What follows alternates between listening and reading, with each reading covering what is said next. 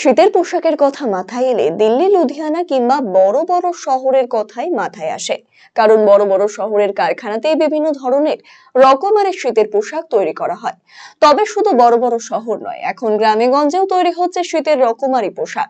এমনই চিত্র দেখা গেল উত্তর দিনাজপুর জেলার কালিয়াগঞ্জ ব্লকের ভান্ডার অঞ্চলে।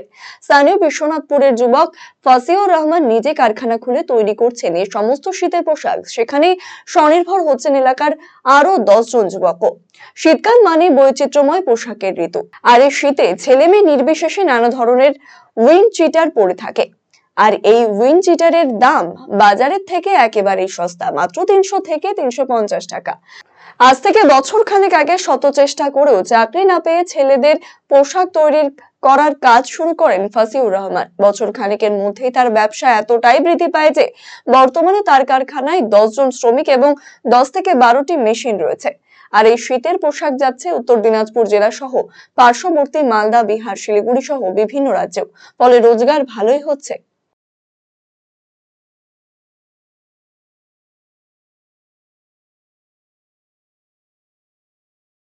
দেখুন, এটা তো আমরা 2022 থেকে রান করছি। সেটা শার্টের বিজনেস ছিল আমাদের, এবং আমরা শার্টই করতাম।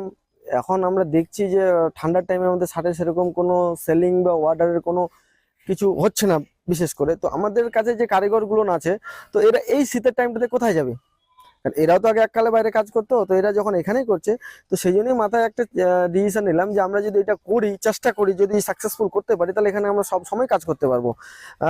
আপনার উইন্টারে বলেন, সামারে বলেন, সবসময় আমরা করতে পারবো। আপাতত আমাদের যে সিস্টেমে চলছে 80 থেকে 100 অ্যাপ্রক্স।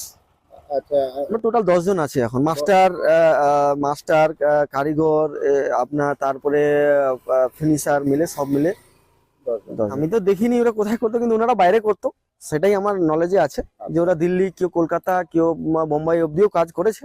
এখন আপনি ওদের কাছে শুনলেই বুঝতে পারবেন। কারিগররা যে হারে আমাকে সাপোর্ট করছে, যদি এই সাপোর্টটা আমি কন্টিনিউ আর 1-2 বছর পাই, তো আশা করি একটা বড় কিছু আমরা সবাই মিলে করতে পারবো।